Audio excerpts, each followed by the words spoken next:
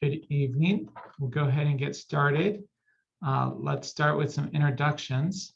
My name is Dan Polly, Planning Manager with the City of Wilsonville. I'm the city's project manager for this Frog Pond East and South Master Plan effort.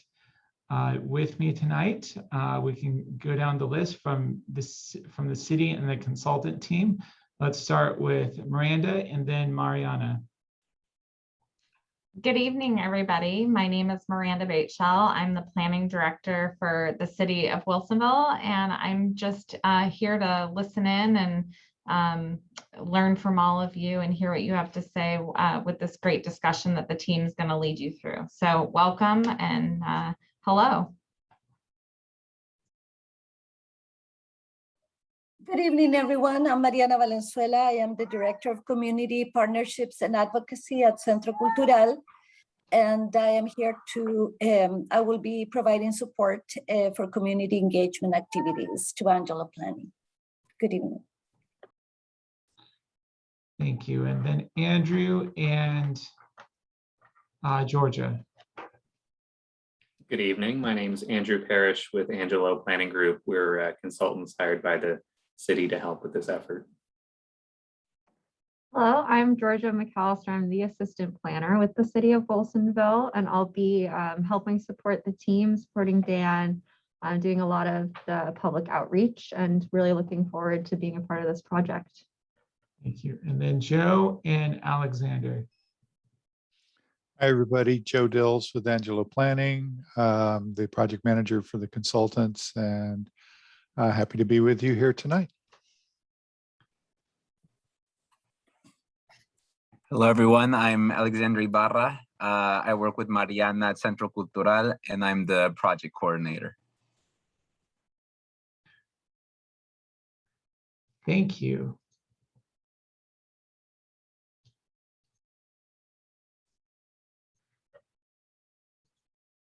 I think for everyone else, I think rather than doing a round of introductions now, I think it'll work better if, as you ask questions or make a comment, if you'll just tell us your name, where you live, and what interests you in this project. I think that would work best tonight, so we can get right into the content and what we have to share.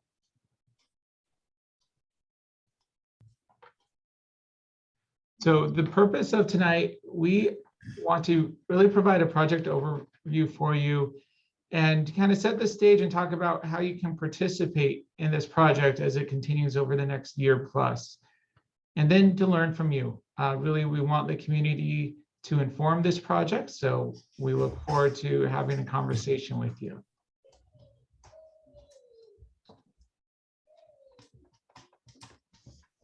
So I wanted to start with this slide to introduce you to where we're talking about and really reiterate that there is three portions. We're talking how that, let me step back a moment here, how this relates to the existing areas that have been planned or built. And we really want to make sure it integrates and adds to the community that we have today. And so we'll talk more about that as we go on this evening. So with that, I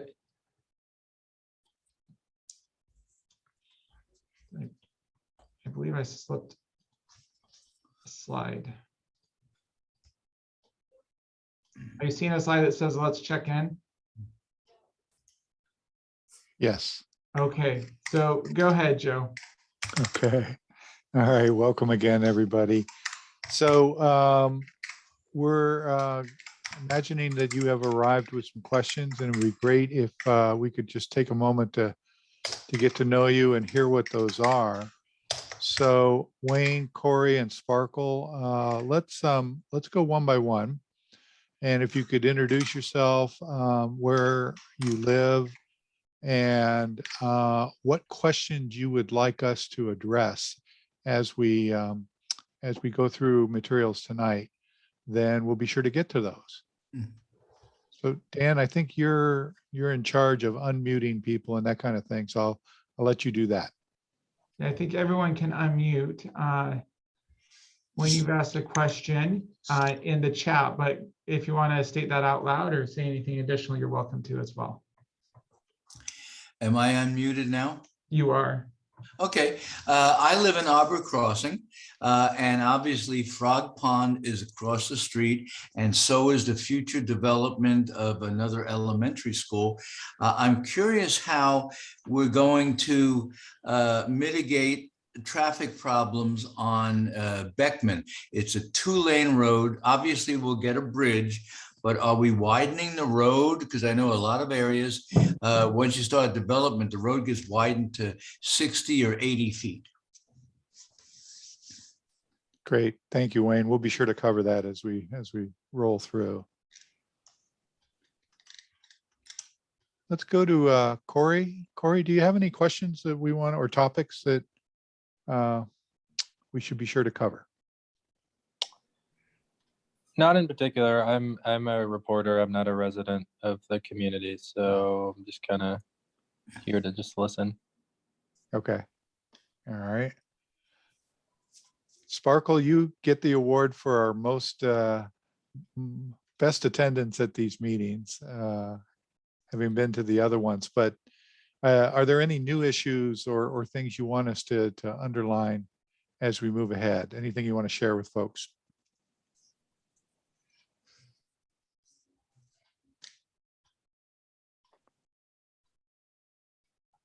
Unmuted? Yeah, You're we can hear you. Oh, okay.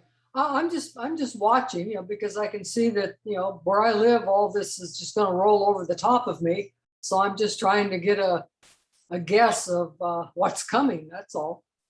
Okay. All right. Thanks. We have been keeping track of some of the more frequently asked questions. So I'll just share some of those with you, and we'll touch on those as we move ahead. Some people have asked, when will development begin in Frog Pond East and South? And by the way, just to kind of review the geography, we'll be talking about this in a moment, but the area on the north side of Beckman Road is what's referred to as Frog Pond West. And so this study area is the lands that are on the east side of Stafford Road and south of Advance Road, those two neighborhoods. So when will development begin? Folks have been interested in some of the housing issues that will be explored. We'll describe those. Seems to have been a pretty keen interest in the power line corridors. What can be done for land uses under those? So that's another one that's come up. And maybe I'll just touch on one more. Here's one that came up that might be related to Wayne's question. What's the plan for, what's the timing of the Beckman Bridge replacement, which is not exact, but along the way here, Dan, if you can share what you know about the bridge project, I think that might be of interest to folks. Okay, absolutely.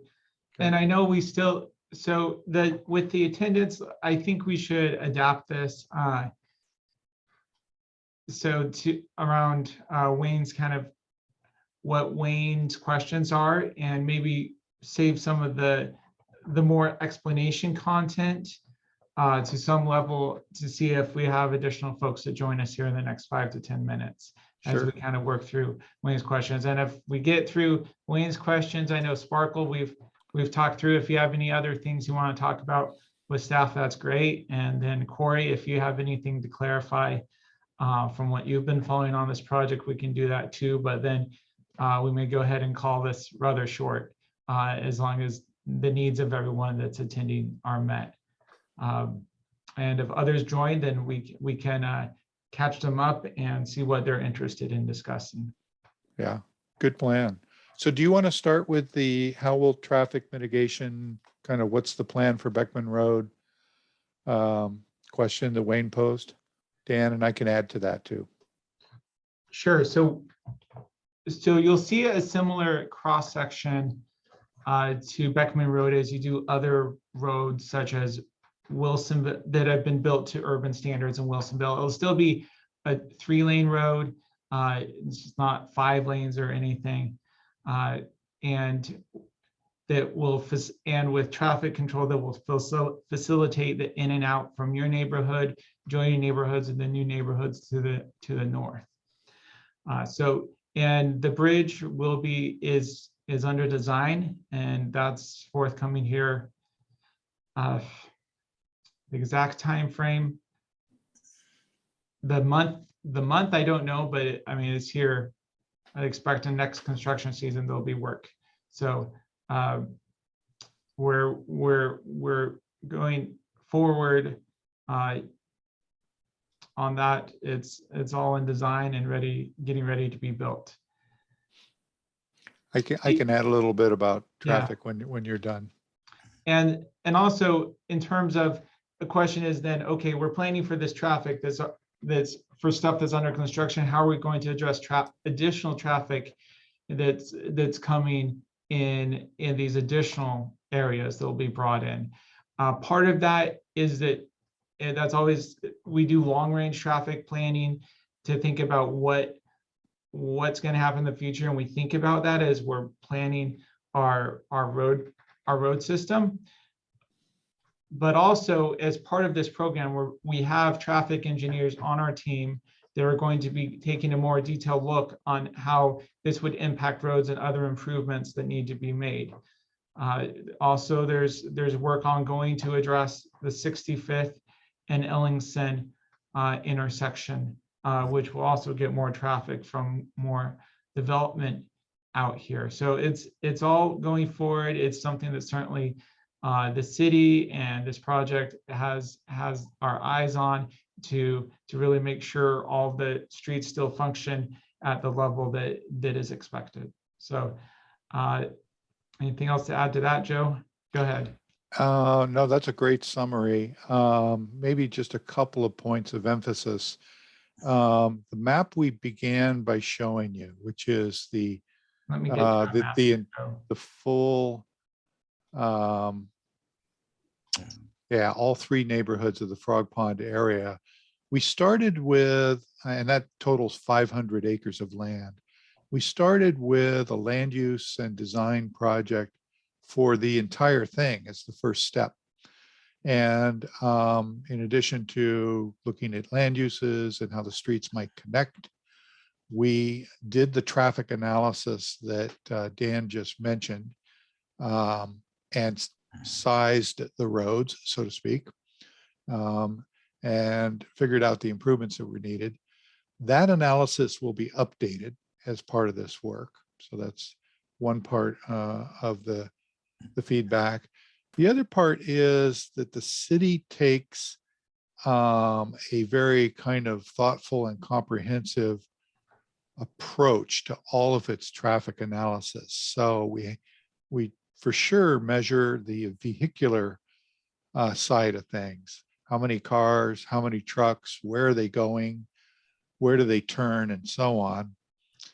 But we also look closely at the quality of the pedestrian connections, the bicycle routes, lanes that need to be added, how pedestrians would cross from the south side of Beckman Road over to what will be a future school, and there's going to be a future park in the west neighborhood as well.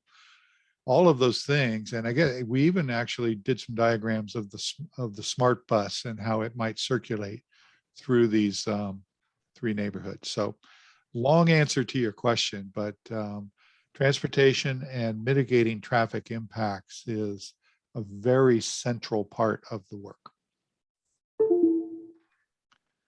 Thank you, Joe. Maybe take a couple of the other ones we've been asked in the past.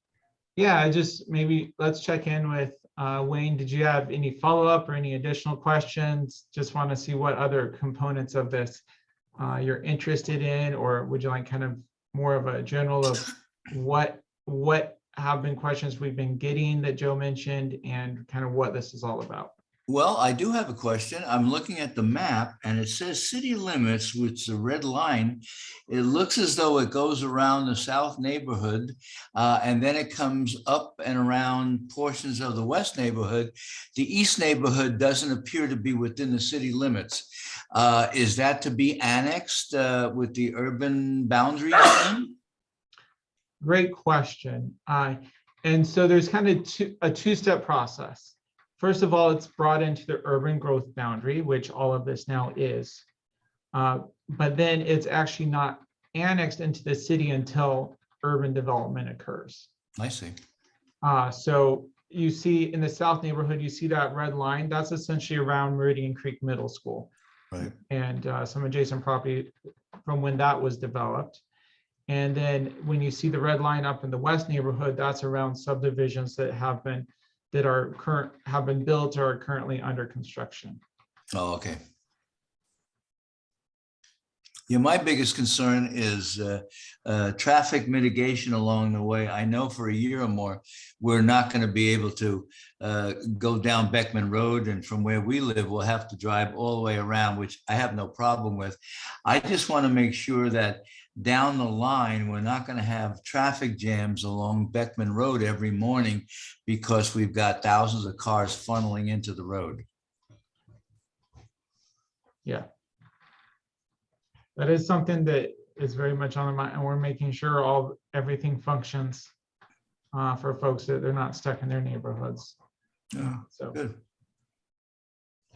And we've had one person join us in the attendees list. yeah. So we can take a moment. Let me allow screen name Sharon. If you'd like, if you want to unmute yourself and introduce yourself, maybe where you live and what interest you have in this Frog Pond project, and then we can spend a moment kind of catching you up to what we've been talking about.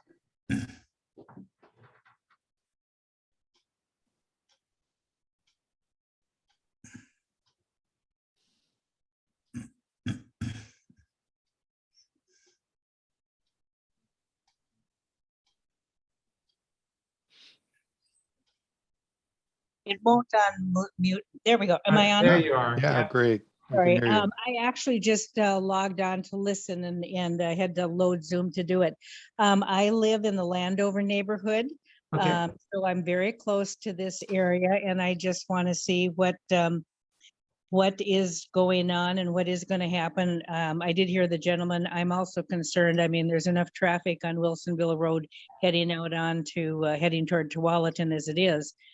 So I just want to see what is going on and what things they've looked at as far as adjustments when you add all these people into this neighborhood. Great, thank you. So I can quickly summarize what we've talked about so far is that this growth has been anticipated for some time. And so as we kind of look long-term into the future and think about what road improvements are needed, we've been thinking about this growth to make sure everything still functions at a level that is acceptable. The other thing is, as part of the project that we're introducing this evening, is that we are doing additional study for traffic and needed improvements to make sure everything's going to function long-term. So it's definitely both for vehicles as well as pedestrian safety and bicycle safety is all part of this discussion we're having. And we're going to step back now and kind of give an overview, I think, of the project, and then we can get back to some questions and really talk about what it's all about and the timeline that we're looking at. So let me back up the slides here for a bit.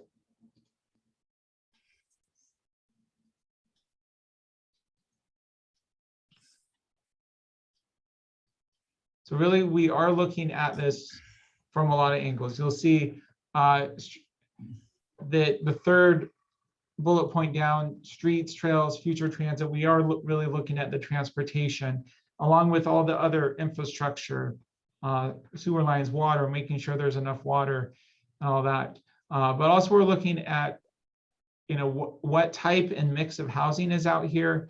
Also the previous, what's called the area plan, which we'll explain a bit more in a minute, talked about a small commercial hub at the corner of Advance Road and Stafford. We're also looking at parks and open space, how that really connects with everything that's been built and was planned. There's kind of a keystone of the parks is there's a 10-acre site adjacent to Meridian Creek Middle School that's will be a future city park.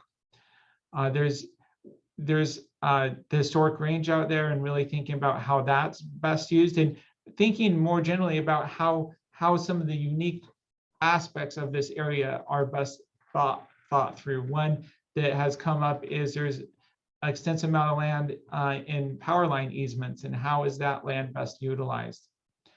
The infrastructure, the street improvements, doesn't come cheap, so there's going to be a lot of effort into how to best do that. Fund infrastructure while not unduly increasing cost. Also thinking about community design. Really, we talked a bit previously, Sharon, about how we then making that mix in and fit in well with the existing development in Wilsonville, and that look and feel that's coming into shape in the portions of Frog Pond that are currently under development. So timeline wise, we're just getting started here, but this is a project that we're looking to complete, to really lay a foundation to allow development to occur to complete this project by the end of next year. And that will start with some background research we're doing now, then having conversations with the community about design and what's going here, what's happening here. And then finally, how to make that happen. What are the strategies and what needs to be done with city policies or financing mechanisms to really enable it to happen on the ground.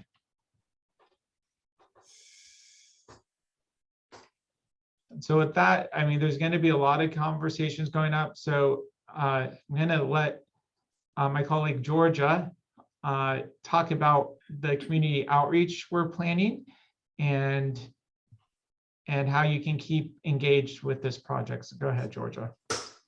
So as we sort of discussed before, this is going to be a really collaborative process, and it's really important for us to have the community's input all along the way. So we're going to have a lot of opportunities for that. So how can you participate? Well, you're doing it right now. We're going to have more community meetings like this via Zoom and hopefully in person as we go. This is a 15 or a longer project, so hopefully we can start having them in person at some point during it. Another really great space or platform to find information for participation would be our Let's Talk Wilsonville page. And you can just type that right into your browser. And when you type that in, it'll take you to our page and you'll find the big, the graphic that Dan was showing earlier of the map. You can click on that and it'll bring you to all of the information about the project. So far, we have some FAQs up there, as well as Dan and my contact information. We have information that links to the area plan that Dan also referenced earlier, as well as some other documents that could be helpful, including our strategic equitable housing plan is linked there as well. There'll be an email list that you can opt into using the Let's Talk Wilsonville site, as well as you can always just contact Dan or I using the email address and phone number provided here. You can also just call into the city and they'll help direct you to the planning department and get you to the right person. Just in other ways that we'll be asking for participation, we'll have community meetings. We're also going to periodically have surveys or other places that we will be looking for feedback from the community, and that will also be up on Let's Talk Wilsonville. So really, Let's Talk Wilsonville is going to be the hub for where a lot of the information is getting communicated and when we're hearing a lot of your feedback from the project. So this page right here that Dan has up, if you wanted to just write down that information, that'd be a great place to start. I didn't know if Dan or Joe, if you had anything else to add. No, that's great. Joe, good? Okay. So we've just to reiterate what we're talking, the area, kind of the limits of the land we're talking about, that this project's really going to look at how it comes together as urban development in the future, is an area that's that's labeled East Neighborhood and South Neighborhood here. So East Neighborhood's north of Advance Road and east of Stafford Road. And then the South Neighborhood is the area around Meridian Creek Middle School. The West Neighborhood is the area that's currently under construction, that's been in the city for a few years now, but is meant to really connect with these other two neighborhoods eventually and kind of be one larger cohesive neighborhood.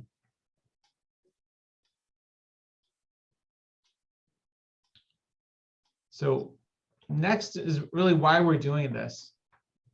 We found over and over again, starting, if you're looking at Charbonneau, Villebois, or many of the other neighborhoods throughout the city, is good and great neighborhoods start with a great plan. So being thoughtful about how the city's growing and what's being built on the ground, and being prepared for that, to guide that in a way that really enhances the community.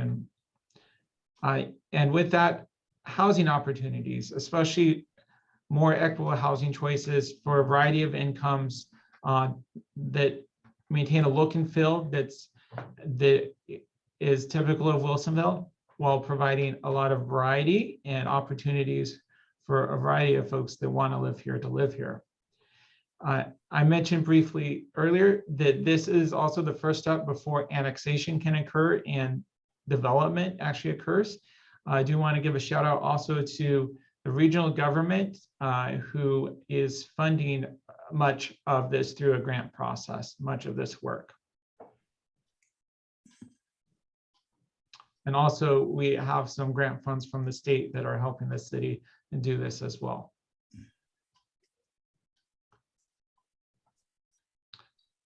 So Andrew with Angelo Planning is going to give a brief, and Andrew, you can be pretty brief on this probably tonight, but go ahead and give us a quick, get us up to speed on where we've been and to this point in planning Frog Pond.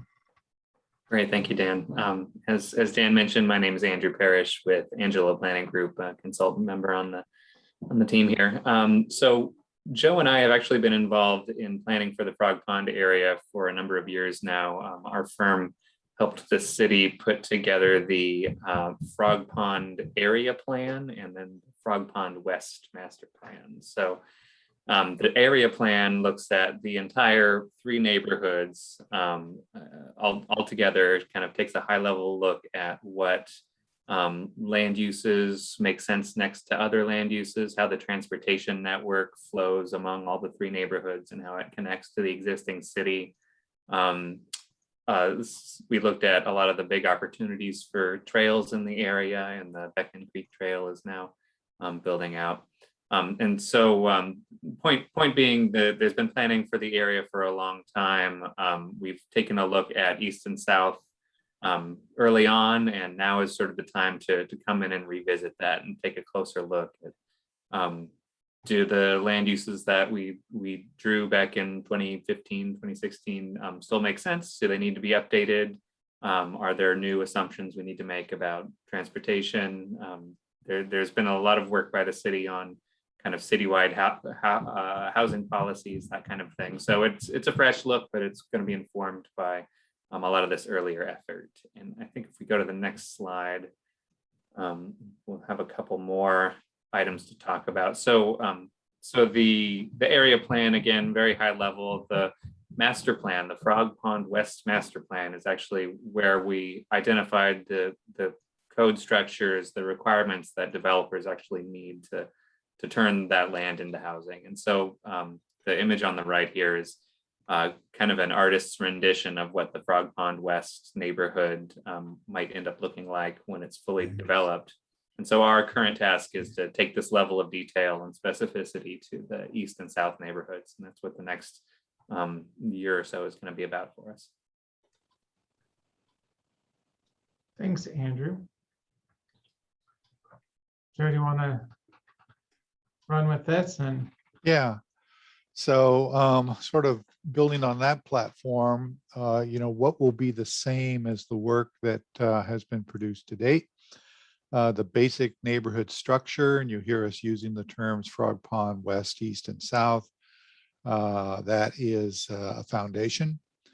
The fact that we have lands outside of this project area that are not slated for urban growth. In many ways, this is the sort of the urban edge of the city. And as you keep driving out Advance Road, or you go north of the power lines, north of the small street that's up there, Cayley Road, and so on, and way south of where 60th ends, those are all intended to be rural and resource lands, and will stay that way.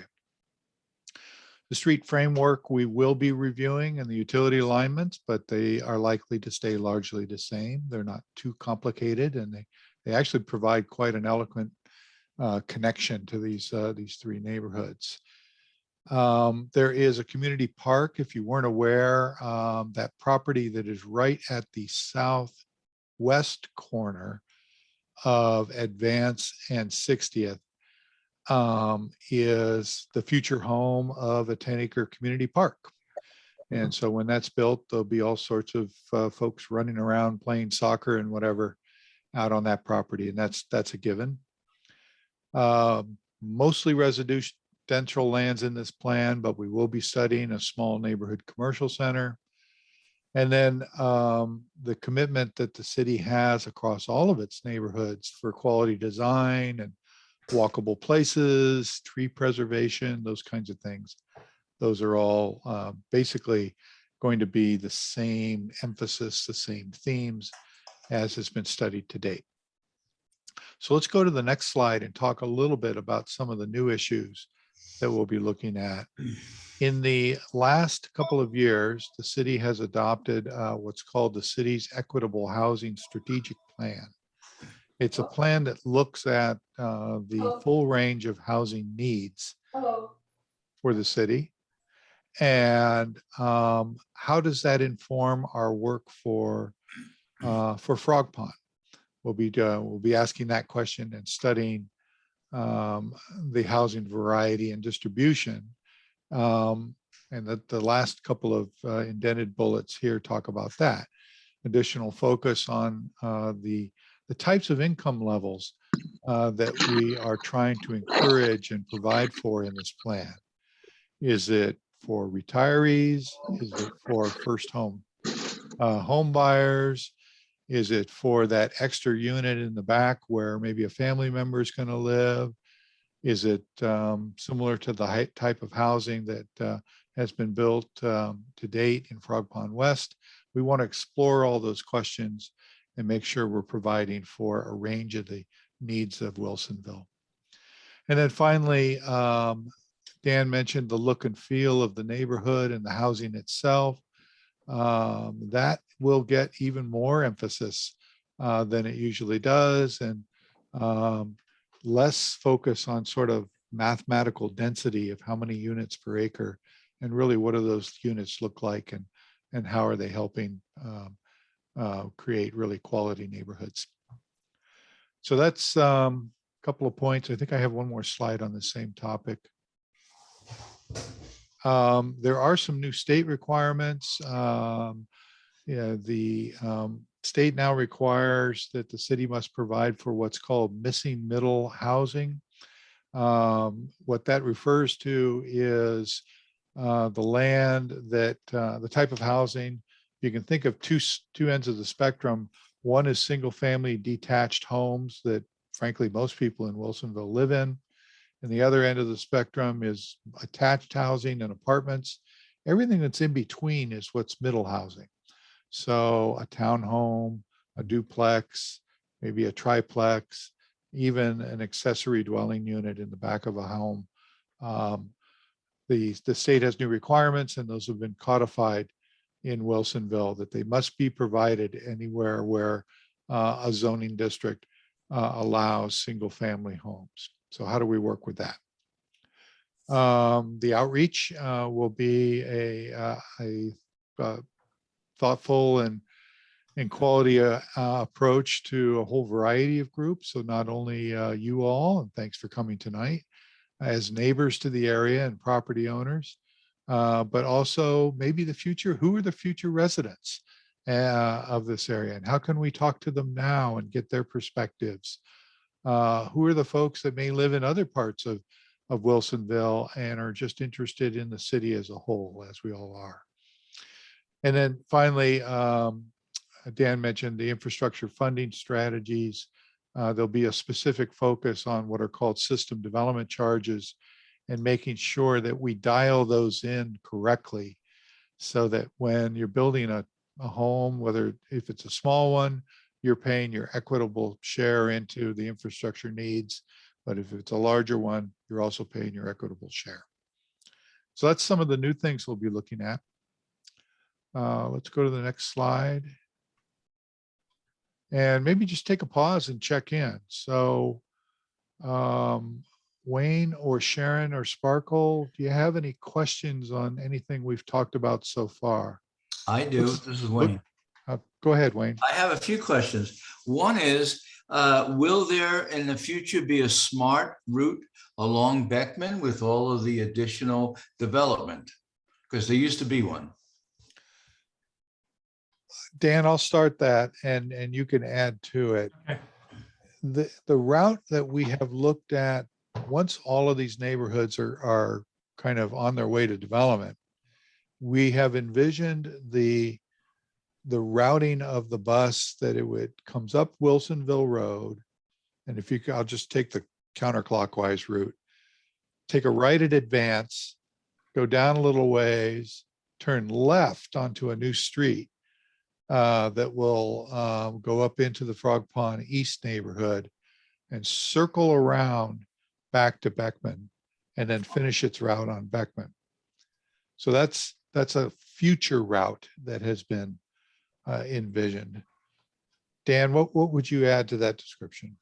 So currently the main crosstown route does go out here. So it comes up and then goes over and turns around at Meridian Creek Middle School is the current route. So I would be building on that route to serve this area. And as it gets built out, yeah, we anticipate serving more of it through that route or additional routes as needed.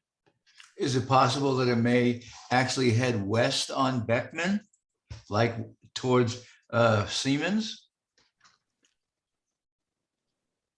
No, if there's a Beckman Road, that particular bus goes pretty much as a Wilsonville Road east-west.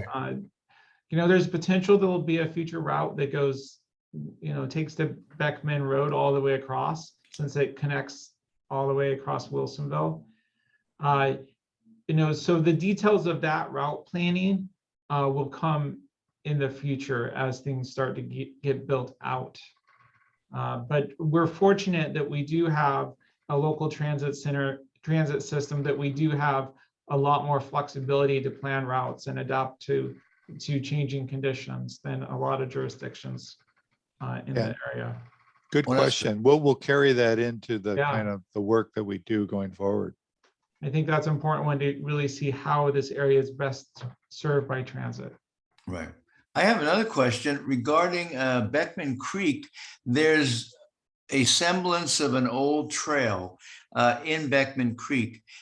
Are there plans to clear the trail and run it from Memorial Park, maybe north up toward the power lines on Canyon Creek Road? There is.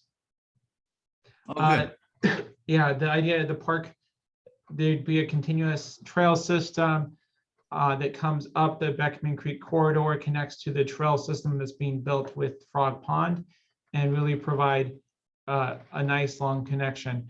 The construction of that likely follow part of what will need to be done. There's a sewer line down that Beckman Creek corridor that needs to be upgraded.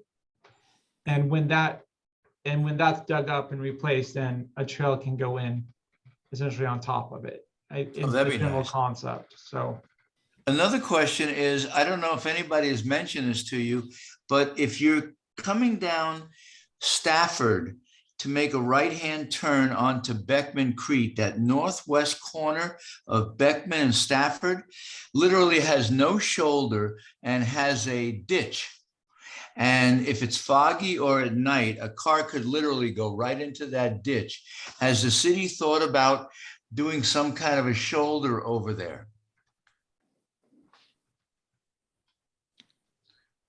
I know there's additional improvements that will occur because more permanent sidewalks going through there with the reconstruction of Beckman Road.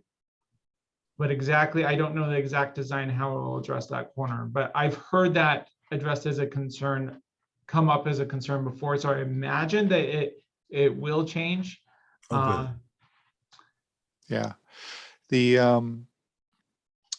The intersection there, and then if you can picture Stafford north of there, is still basically, especially Stafford, in its rural condition.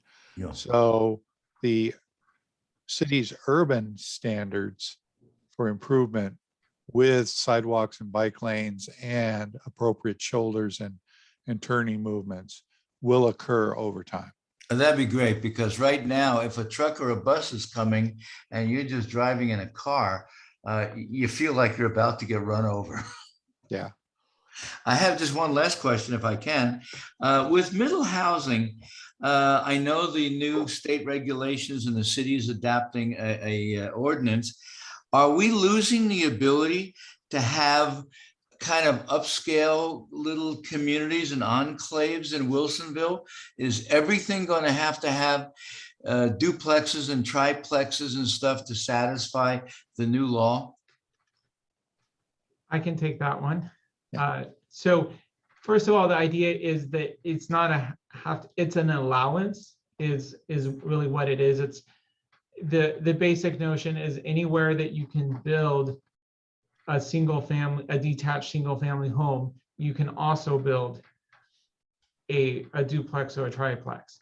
Not saying that any of those are mandated to be built. So if the market ends up building a single family home subdivision, that's still allowed to occur.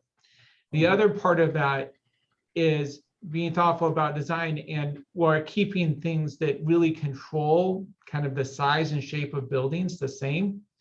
So that if you do end up having a block that, let's say, has single family homes and a duplex, that the architecture and kind of the scale of buildings still works together smoothly. So you keep that same, upscale look and feel, if you will, or, that same look and feel, even if maybe what's inside that box or that kind of the box, the building envelope, Right. we call it sometimes, may vary. Yeah, I can add a little bit. In addition to it's a choice, not a mandate part of it. The same question has been posed in an economic and sort of financial way. There's been a look at a kind of a statewide level of how likely are people to build middle housing and change their existing neighborhoods. And the short answer is not too likely. The economics are such that it makes sense for some people that might have a very large oversized lot and they're in a location where an additional home might go in the back, or just because of their personal situation, they're interested in providing an extra accessory unit for a family member or something. But the numbers are like quite low. They're, like a couple of % of lots citywide. Who knows exactly what that would be.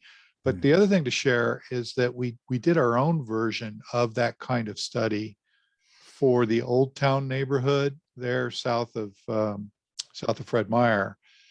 And even in a situation where the homes are kind of a little bit older and have some acreage around them, we found and ran a pro forma for them that there were a very relatively small percentage of lots that would change in that situation. So this is a time will tell situation, but I wouldn't be too concerned about a large amount of change happening to neighborhoods overnight. Okay, thank you. I would add that kind of the idea going in on this concept going into this planning effort is that, it's another concept that's important to this is not having, like maybe you have seen in the past, all the apartments here and then the larger homes here, that there's actually these middle housing are mixed into the neighborhoods. And so so you have a variety of housing choices even on a block, which are all of equality, that work together. And so there's not one area that's a concern, one area that's not. It's just kind of a more of a mix, and a mix that works. My main concern has been if all of a sudden we quadruple the density in this area over the next number of years and add an elementary school, Beckman Road is going to become a freeway, and that's going to make a lot of noise and a lot of traffic. So that's, I think, my neighbors are my biggest concern. Yeah, that's understood. Again, traffic is part of this. We're looking at it. There's also from a Beckman Road standpoint, I think, Joe, you may have more memory of this. A lot of the traffic will tend to go up Stafford to the Ellingson interchange. Yeah, the more regional traffic does. Yeah. You know, because there are really only 3 east-west streets that connect the different parts of Wilsonville at this time. You know, all 3 of them obviously are important and get used. But there's a distribution of the traffic amongst many roads. Yeah, and that's part of the strategy, is to get and building a grid and having dispersing the traffic. So, you know, it's not all squeezed into one spot or anything. Oh, one with thing that. comes to mind from these questions, Wayne. These are good questions. As part of our analysis side of this work that we'll be doing for the plan, we actually will be running a what if analysis for what if the housing is built to higher levels of numbers of units than we think will happen. In other words, if like everybody exercised their middle housing opportunities, how much traffic would that generate and which way will they go? Even if it's not likely to happen, we're doing some study work so that Wilsonville is prepared with the answer and knows the implications of that. And know, yeah, what improvements would have to happen. Yeah. Let's go to Sharon's question. I'm going to go back to the area you were just talking about with Ellenson and what is it, 45th that goes up to Tualatin. I think that's on the very edge of Frog Pond, or maybe just outside of it. I think everybody knows that's a real issue, and I know nobody wants to claim that problem. Is there anything being done as you're looking at all the traffic you're adding to this area about dealing with that corner and the dangerous situation that is because of Ellenson, 45th and Stafford? There is. The city is proactively working on that with the county. The county's even requested federal funding towards the project. But I recently saw as even this week of ongoing studies, kind of the preliminary studies to understand all the issues to support change there. So it is something that we understand. I think all the parties understand it is an issue, and the foundation is being built to get something done. Wonderful. So we're pretty informal here, I think, with our small group tonight. Any other questions or sort of ideas or comments anybody has? No, you guys have done a good job. I actually have some questions maybe. So I know in Frog Pond West, there was discussed that there would be some mandating some levels of middle housing in that neighborhood. Is that something that would be at least considered or brought to the council for East and South? So I can touch on that. It functions quite a bit differently, Corey, from East and South in terms of the state rules. So it's considered differently under the rules since it wasn't an existing master plan community. Essentially, everywhere has to allow all the middle housing types. There's not opportunities kind of follow an existing plan or keep it at kind of the level that was already planned, like was available for Frog Pond West. So that said, the other portion is that a key is variety. And so we haven't had a discussion about mandating a certain percentage, but one key idea is to prevent monotony one way or the other is to an idea that I think we'll explore is whether to require variety on a block level. Just so, you know, one block's not all townhouse or a big area is not all townhouses. That there is a variety of housing because we do want that variety as a basic concept here. And so how to do that may be requiring variety, not necessarily requiring middle housing, but requiring variety. But that is something we'll explore. But overall, middle housing, both from conditions of approval from when Metro, even before House Bill 2001, Metro's decision to expand the urban growth boundary to this area also required middle housing be allowed. So on the entire portion. So how we do that in terms of design and kind of what we talked about in Villeroy is this notion of a transect of, you know, some portions are denser and then it kind of gets less dense as it goes out. How to build on that sort of idea from an urban design standpoint while still allowing a variety of housing throughout. Sorry, what does the transect concept mean? All right, I kind of Layman's jumped on that. terms? So this is a basic idea that having kind of a denser area then spreading out to lower density. This is what you would see in Villeroy, for example, where around the piazza in the center, you have the taller 4 or 5 story buildings. And then by the time you get out to the edges along Rams Ferry Road, you're having larger lot single family. Okay.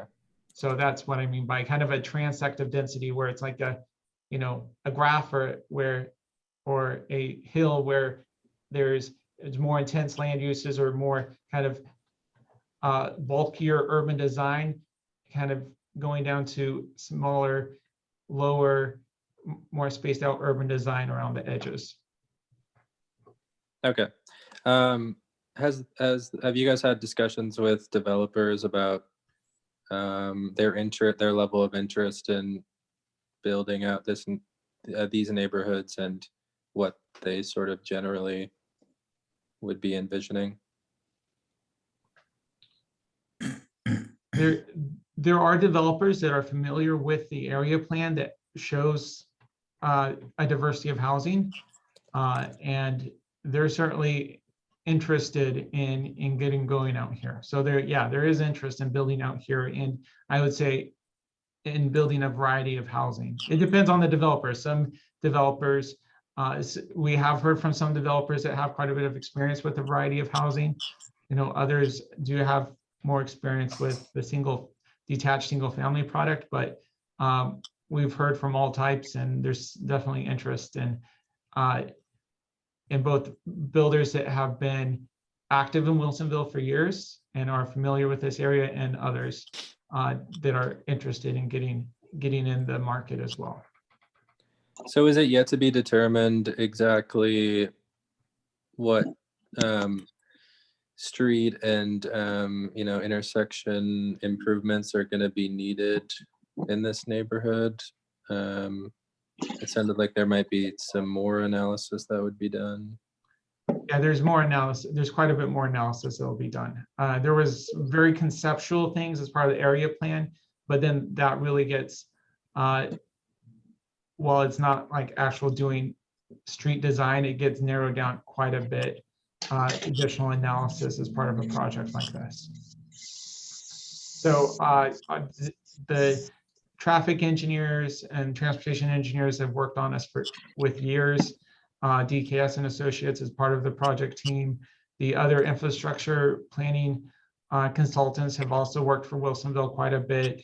including on other Frog Pond planning. So we kind of have a team that's very familiar with our system, how it's worked over the years, and can give us a good idea of how to best approach what we're facing out here. Sharon, I saw your part lighting up a little bit. Did you have a question you were trying to get in?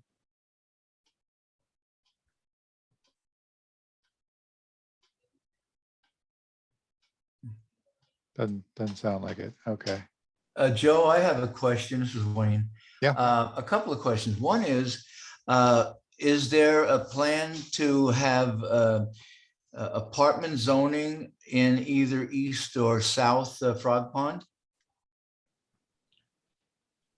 you want me to take that one, Joe? Yeah, Dan, you go ahead and I'll add on. Okay. So the area plan showed a variety of housing, did not show apartments. That said, so kind of the initial concept doesn't show apartments, but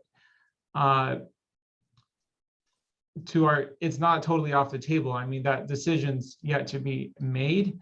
I think if you did see something that maybe would be called apartments, it looked different than your typical apartments that maybe you see in Wilsonville today. A different design that kind of more blends in with neighborhoods, or may not be all in the same place.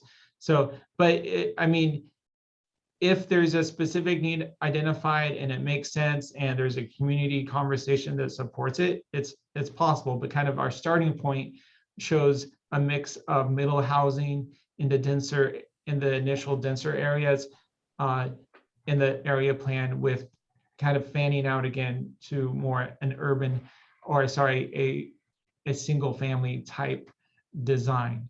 But that's part of the discussion. We're relooking at the area plan, saying, does this make sense under the information that we have available to us today, and what are the needs that need to be met? Okay, and one other question.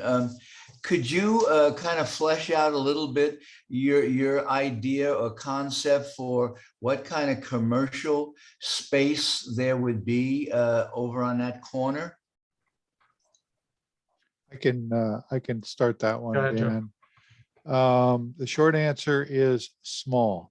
So ideally, and what has been discussed to date, is coffee shop, restaurant, maybe like a hair salon or dry cleaners, types of uses that are neighborhood serving. Okay. And sometimes those are mixed with an insurance agent and a couple of other things. And that is what has been envisioned. The size of the property that has been studied to date in the 3 to 5 acre range only allows for that kind of thing.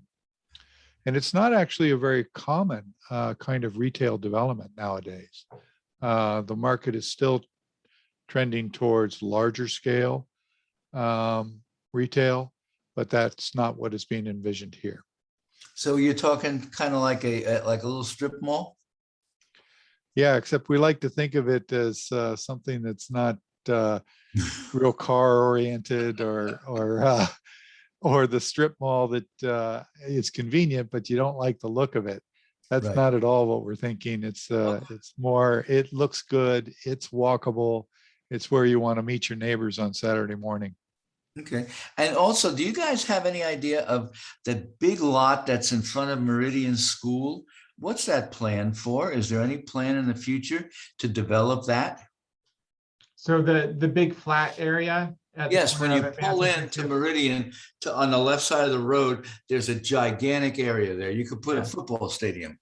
Well, it's a big flat area, and Yeah. you're not too far from it, Wayne. That's actually that through some deals, that was actually is land that was ended up in the city's hands from the school district, and is planned for a park. And certainly kind of the flat nature of it really lends itself to sports fields. Oh, great. So that's kind of, there'll be a community process, I'm sure, to do the final design, but kind of the talk I've heard so far is kind of focused on sports fields for that. Okay, cool. Yeah. That's the community park that we've mentioned, is that land. Which, Dan, actually raises a question for me. At one point, the idea from the school district was not only Meridian Park School, but what they refer to as a double school, so that there would be a second school within their ownership. Is Yes. that their still intent?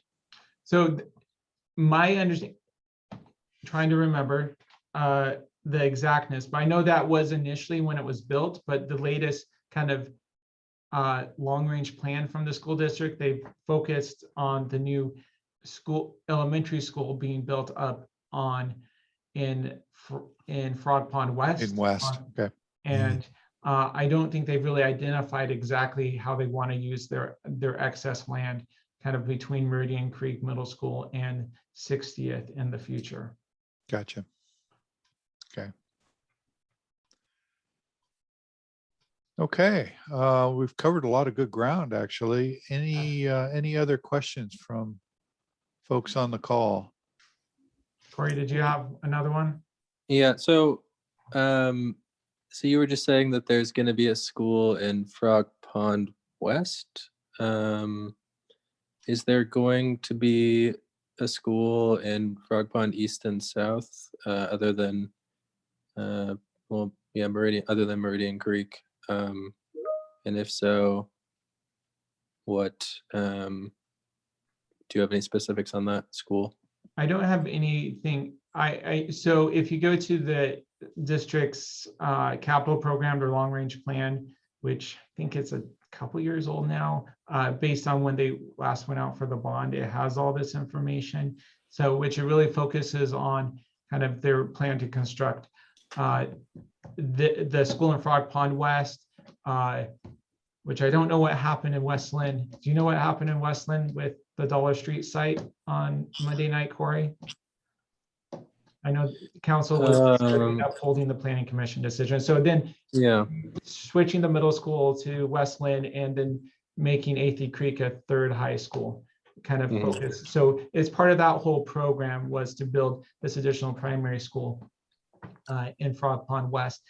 And with that, they didn't identify any exact programming for the additional district property in Frog Pond South. But you may want to call it the school district to confirm it, see if they have any thoughts about any updated thoughts about the rest of their land associated with this. And they'll be engaged in this process. I mean, we haven't really engaged with them yet at this early stage, but certainly they're one of the partners we'll be talking about with quite a bit as we move through this process. Okay. What is the intersection for where the commercial space is going to go, and about like how many establishments could go there?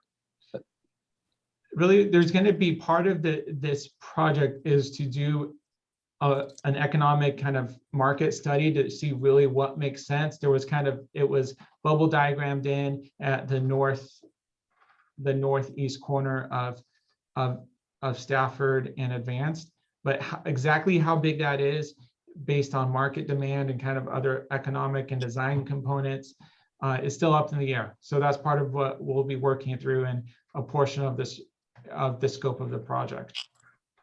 Okay.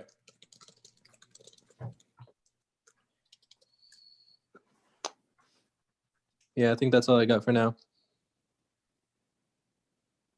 Thanks. Sharon, did you have anything additional?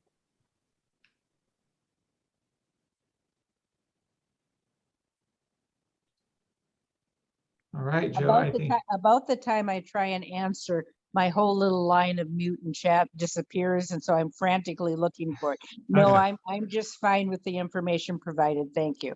All right, thank you. Thank you for coming tonight. Invite you to continue to be engaged and look forward to the continued Sparkle. I was just going to ask what else you had to say. Go ahead. When is your next meeting? Are you going to be emailing us your schedules and things? Yeah, so we have the Planning Commission and City Council kind of introducing them on the 13th, and for Planning Commission, the 18th for City Council. We're having work sessions, and then which will cover a lot of similar content besides kind of getting their guidance on just reviewing some of the scope and schedule with them, making sure that we're on track in their eyes. And then from there, we don't have other community meetings scheduled right now, but certainly we'll get that information out as it becomes available. I can add a little bit that the planning commission will be meeting. I think we've got them scheduled like monthly. Or about more Basically. every 2 months, yeah. Okay, so Yeah. in that schedule of their work, they are basically going to be the steering committee, working with the team. There will be designated ones that are what we call the Committee for Citizen Involvement type meetings, where the staff team is more sitting and listening. And it's an opportunity for you all to come and just have a chat directly with the planning commission. Yeah. And I don't know if you remember when the first one of those is, Dan, but those are ongoing opportunities and the best way to be in the conversation on a regular basis. Yeah, and I think we're still kind of flexible on exactly when those are and getting feedback from the commission of when and how often, and talking through what else they have on their work program over the next year to make sure that they have bandwidth for those items too, and whether we do those listening sessions on a regular scheduled time or another time that's convenient for the community. That's something that we'll be talking through with them. We'll be sure to put it up on Let's Talk Yeah, we'll Wilsonville keep on when Let's Talk exactly those updated. opportunities are. Yep.